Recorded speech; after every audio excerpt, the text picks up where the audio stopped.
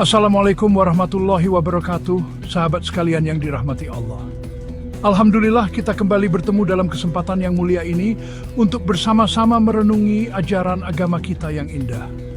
Seringkali kita memahami Islam hanya sebatas ritual ibadah mahdah seperti syalat, puasa, zakat, dan haji.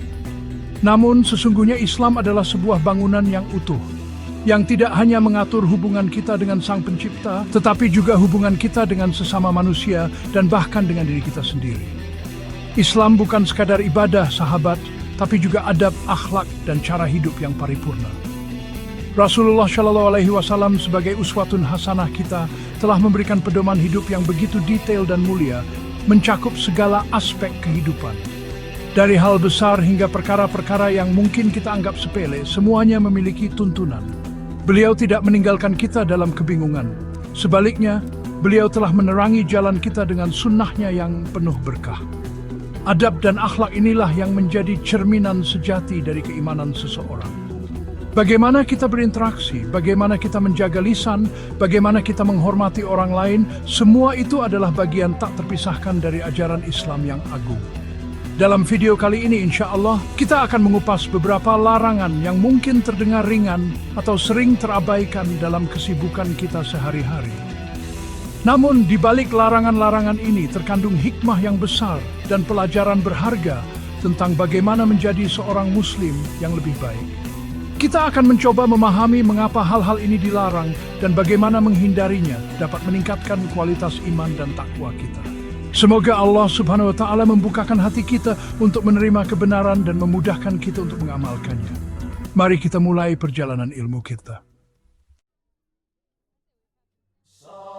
Sahabat sekalian, mari kita mulai dengan sebuah adab yang sangat penting, terutama bagi kaum laki-laki yang melaksanakan syalat Jumat.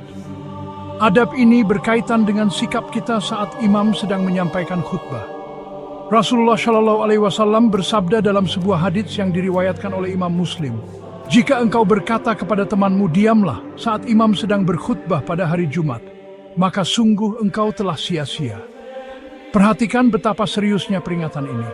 Bahkan niat baik untuk menyuruh orang lain diam pun, jika dilakukan dengan berbicara, dapat menghilangkan pahala Jumat kita. Khutbah Jumat bukanlah sekadar pidato biasa, sahabat. Ia adalah bagian integral dari ibadah syalat Jumat. Saat khutbah berlangsung, seluruh perhatian kita seharusnya tercurah untuk mendengarkan, merenungkan, dan mengambil pelajaran dari apa yang disampaikan oleh khatib. Ini adalah waktu untuk introspeksi, bukan untuk interaksi dengan orang lain, seberapapun pentingnya hal yang ingin kita sampaikan. Kata lagha dalam hadits tersebut, yang diterjemahkan sebagai sia-sia, memiliki makna yang dalam. Para ulama menjelaskan bahwa ini berarti pahala Jumatnya menjadi tidak sempurna. Bahkan ada yang mengatakan bisa hilang sama sekali. Bayangkan, kita datang ke masjid, meluangkan waktu, bersiap untuk ibadah.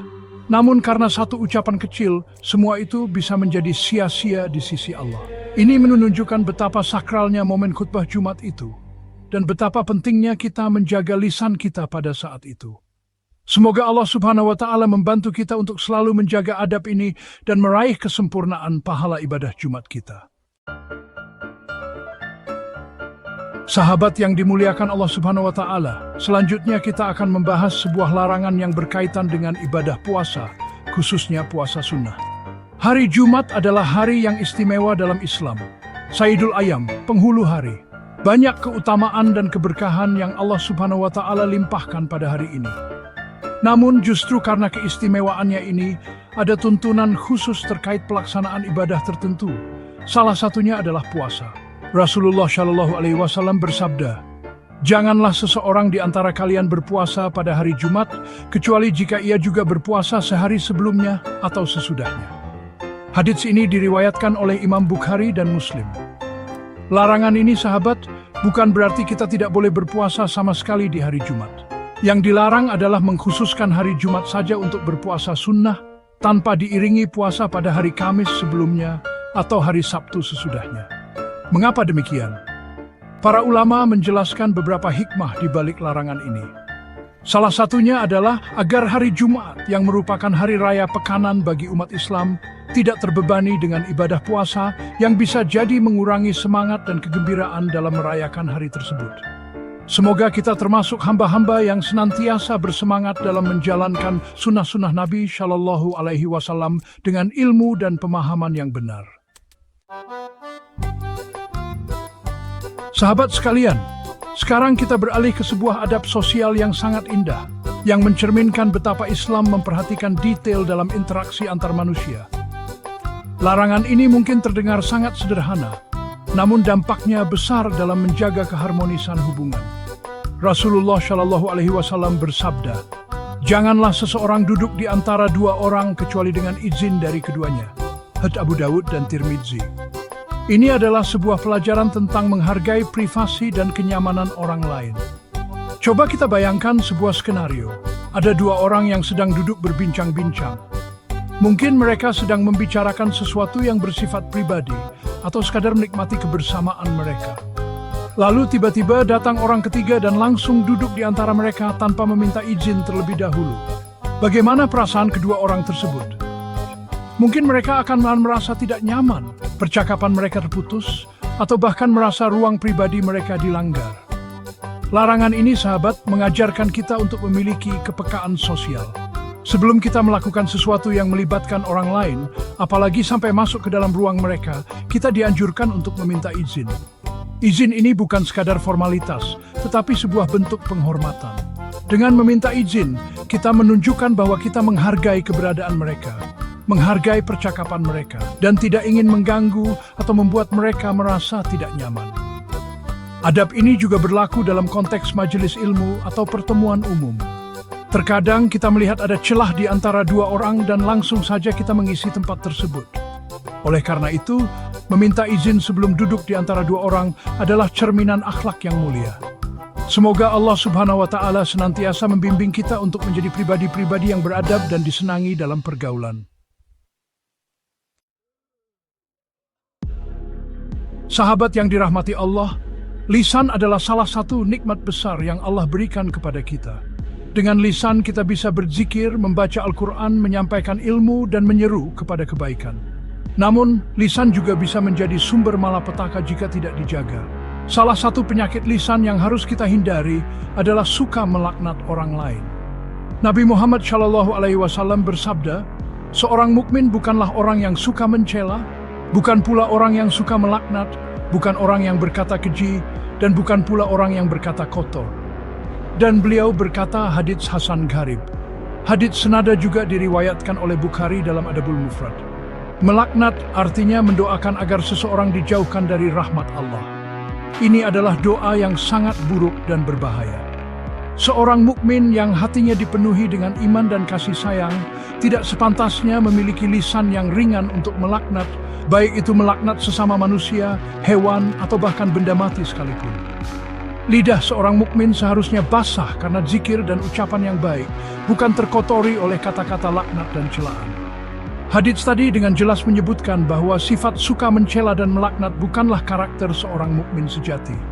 Seorang mukmin adalah pribadi yang santun, yang menjaga tutur katanya, yang lebih memilih diam daripada mengucapkan sesuatu yang tidak bermanfaat atau bahkan menyakiti.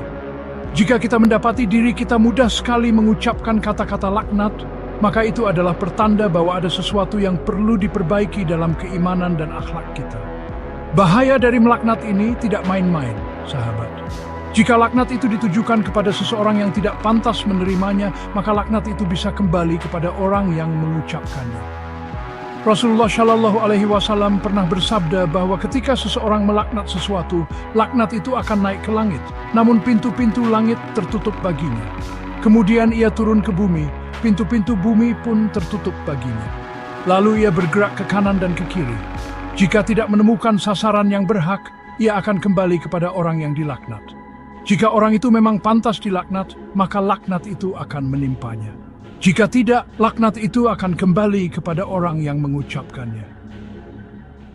Semoga Allah menjaga lisan kita dari perkataan yang sia-sia dan buruk, dan menjadikan kita termasuk orang-orang yang lisannya senantiasa menebar kebaikan. Sahabat sekalian, ibadah syalat adalah tiang agama. Ia adalah momen terpenting di mana seorang hamba berdialog langsung dengan Rabb-Nya. Oleh karena itu, kualitas syalat kita menjadi sangat penting. Salah satu faktor utama yang menentukan kualitas salat adalah kekhusyukan. Dan Islam, dengan segala kesempurnaannya, telah memberikan panduan agar kita bisa mencapai kekhusyukan tersebut, termasuk larangan salat dalam kondisi tertentu. Rasulullah Shallallahu Alaihi Wasallam bersabda, "Tidak ada salat yang sempurna ketika makanan sudah dihidangkan. Tidak juga sempurna salat orang yang menahan dua kotoran buang air kecil atau besar." Hadits ini memberikan kita dua kondisi di mana salat sebaiknya tidak dilakukan atau akan berkurang kesempurnaannya. Pertama, ketika makanan sudah terhidang dan kita sangat ingin memakannya. Kedua, dan ini yang menjadi fokus kita, adalah ketika kita sedang menahan keinginan untuk buang air kecil atau buang air besar. Mengapa demikian? Karena dalam kondisi seperti itu, pikiran kita pasti tidak akan bisa fokus sepenuhnya kepada Allah. Bayangkan kita sedang berdiri salat, namun perut kita melilit karena menahan buang air besar, atau kandung kemih kita terasa penuh. Bagaimana mungkin kita bisa meresapi bacaan Al-Quran yang kita lantunkan? Bagaimana mungkin hati kita bisa hadir sepenuhnya menghadap Allah, sementara fisik kita sedang berjuang menahan sesuatu yang bersifat alami dan mendesak? Tentu saja ini akan sangat mengganggu konsentrasi dan kekhusyukan kita. Jadi sahabat, jangan pernah memaksakan diri untuk salat dalam kondisi menahan buang hajat. Semoga Allah Subhanahu wa Ta'ala senantiasa memberikan kita taufik untuk dapat melaksanakan salat dengan sebaik-baiknya. Amazing Scrollver penbenjuk hati. Sahabat sekalian yang saya cintai karena Allah, demikianlah beberapa larangan ringan namun penting dalam kehidupan sehari-hari kita sebagai seorang Muslim. Masih ada larangan-larangan lain yang akan disebutkan di video berikutnya. Dari menjaga lisan saat khutbah Jumat, memperhatikan adab berpuasa di hari Jumat, menghormati privasi orang lain saat duduk, menjaga lisan dari perkataan laknat, hingga memastikan kesiapan fisik dan mental sebelum salat. Semua ini adalah bagian dari ajaran Islam yang komprehensif, yang bertujuan untuk membentuk kita menjadi pribadi yang lebih baik, lebih beradab, dan lebih dekat kepada Allah. Larangan ini mungkin tampak sederhana, bahkan terkadang kita anggap sepele dan mudah terabaikan dalam rutinitas harian kita. Tapi di dalamnya terkandung hikmah yang mendalam dan cahaya akhlak yang mulia. Mengamalkan larangan-larangan ini bukan hanya sekadar menghindari dosa, tetapi juga merupakan wujud ketaatan kita kepada Allah dan Rasul-Nya, serta sebuah langkah nyata dalam upaya kita untuk menyempurnakan iman dan akhlak kita.